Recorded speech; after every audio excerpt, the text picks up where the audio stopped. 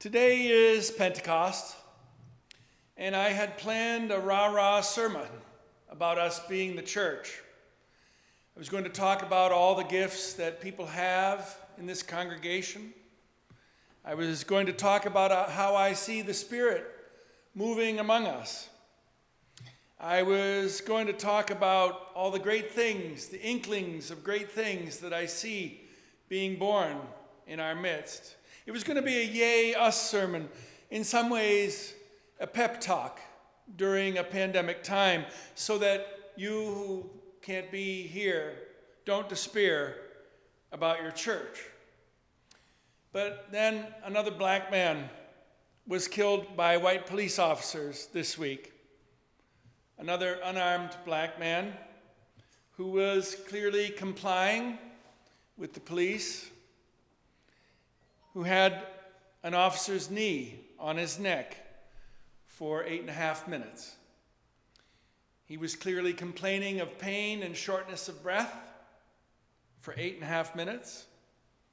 The other officers were indifferent for 8.5 minutes. We watched 4 police officers treat this human being, this child of God, this fellow citizen with inalienable rights, like an inanimate object. His name was George Floyd, and he was a son and a brother, and he died on the streets of Minneapolis. And those of us who watched the video are appalled and shocked and saddened. And of course, the white people among us wonder, how can this be? Minneapolis' finest. I'm sure people thought, that guy must have said or done something to deserve killing. $20. At least this time, the police didn't claim they were afraid of him, as so many other killers of unarmed black men have. So we're shocked and appalled and saddened. And it will happen again soon to some other black men. It probably already has and just didn't make the news because it's so common in our country. In fact, it is the most common story in our country of our country. Since August 13, 1619, when the first African slaves were brought to Jamestown, Virginia. So before half of my family came to the Massachusetts Bay Colony in the 1630s, before the Pilgrims hit the beach at Plymouth, we have had this story of white violence towards blacks, of white hatred of blacks, of a white sense of entitlement to black bodies, of a white superiority over a black inferiority, of a white dehumanization of black people, of white oppression of black people, slavery, Jim Crow, segregation, redlining, substandard schools, mass incarceration. My friends, as following on Kayla's sermon, where we need to open our minds and open our hearts, I ask you to ask yourself to imagine this is the story of our country. Not the immigrant story of people arriving on these shores, of people pulling themselves up by their own bootstraps, of people working hard and being able to achieve anything they want. Not a story of freedom and liberty, not the introduction to the Superman of my youth of truth, justice, and the American way. Those are all stories, but the story, running from the beginning of our country without interruption, Underneath all of these stories of the American dream is the story of the African American nightmare. Change the names and the outward trappings to fit the times. Switch out the chains and whips for nooses and burning crosses and white hoods. To acres and acres of black men in prison. To black children in our country going to underfunded schools. To unarmed black men being shot down in the streets of our country by white police officers, by white vigilantes, by whoever the hell feels like shooting or choking or beating an unarmed black man.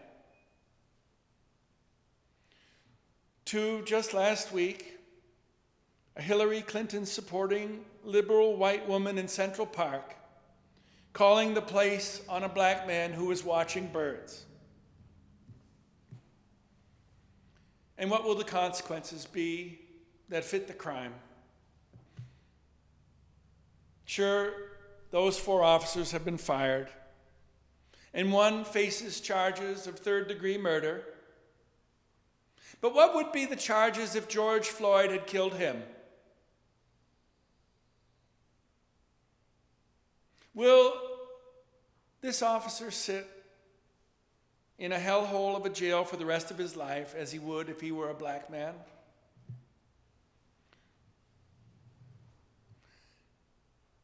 And I don't say that to approve of our penal justice system. It's a nightmare. And yet white America accepts it today because it's full of black men. I know what I'm saying on this absolutely beautiful Sunday morning is disturbing and upsetting. Sort of like the story of the first Pentecost, with those crazy first Christians speaking in tongues, with wind and flame all around them, people wondering if they were drunk. But this is about the Spirit, and God's Spirit is calling us here at the Dover Church, and has been calling white Christians for 401 years to confess our sin against the black men and women in America, to repent of our sin against the black men and women of America, and to make things right in America for the black men and women who have suffered for 401 years at the hands of white terrorism. Now you might be thinking, you big hypocrite, Max. You yourself are a poster boy for white privilege. And that's absolutely true.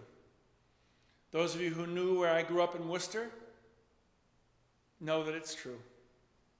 Those of you who knew me in my career in academia of Scandinavia know that it's true.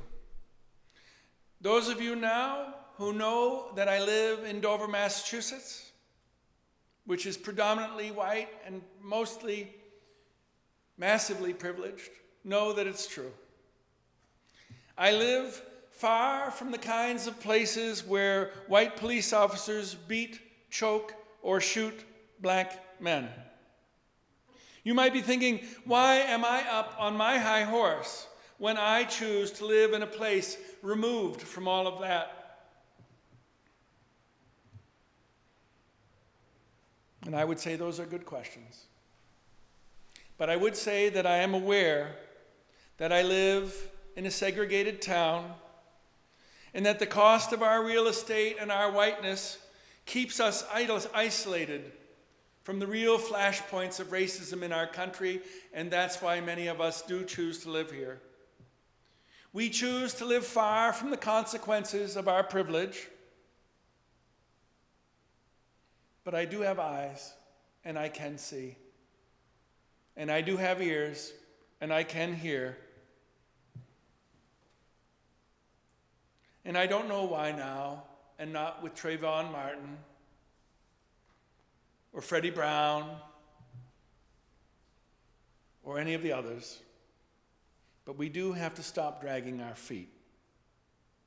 We have to stop saying it's not us, that we're not racists. just because we're not in the local chapter of the Klan. We have to stop saying it's not us because we're not flying Confederate battle flags or Nazi flags on the back of our trucks.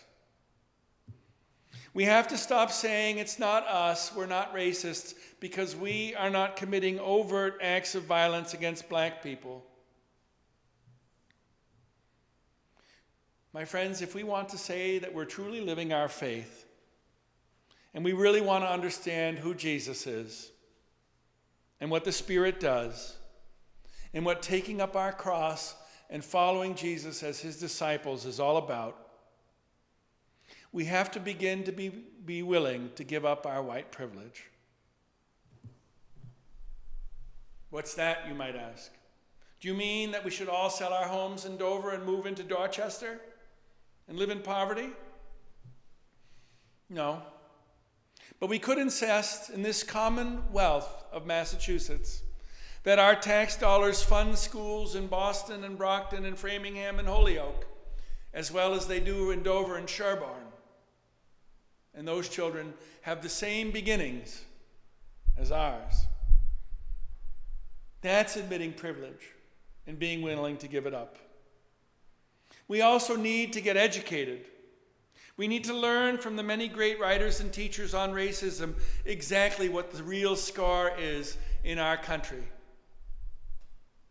What the black experience really is, not as seen on the Cosby Show or by the many black comedians, but on the streets of Mattapan and Minneapolis and Oakland, and see the perpetual danger from white people that is the lives of black brothers and sisters. Then, if we can stomach that much, if coming that far has not ruined our joy in life, we have to commit ourselves to becoming anti-racists. I borrow that title from a book by Ibram Kendi. It's not enough for us to say we're sad, shocked, and appalled. We need to become active in the pursuit of black rights, of black safety, black empowerment, black equality, not in word, but in fact.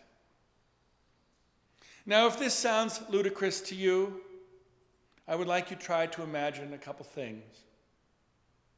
Just try to imagine what it would be like to be black and send your son out to school, to send your son to the local market, to send your son to the playground to play with friends. Imagine what it would be like to be black and to go for a drive through a white community in your car. Imagine being black and going out for a jog. Who is that in that car behind me? Imagine being black and going to any of our lovely natural parks here to watch the birds. And how people look at you. What's he doing here? He doesn't belong here. If you think that I've lost my mind, I have a couple simple questions. Would you want to be treated the way black people are treated in the United States of America? Would you gladly, willingly, enthusiastically exchange your whiteness and everything that goes with it for blackness and everything that goes with it in the United States of America? Would you want your children to grow up black in the United States of America? The Archbishop of South Africa who fought apartheid, Desmond Tutu, once said, "If you are neutral in situations of injustice, you have chosen the side of the oppressor. If an elephant has its foot on the tail of a mouse, and you say that you are neutral, the mouse will not appreciate your neutrality." You and I, have to decide if our faith is about justice for all or privilege for us.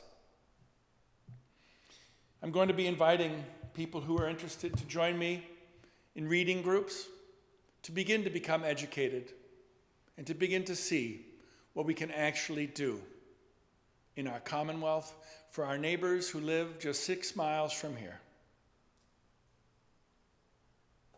God help us.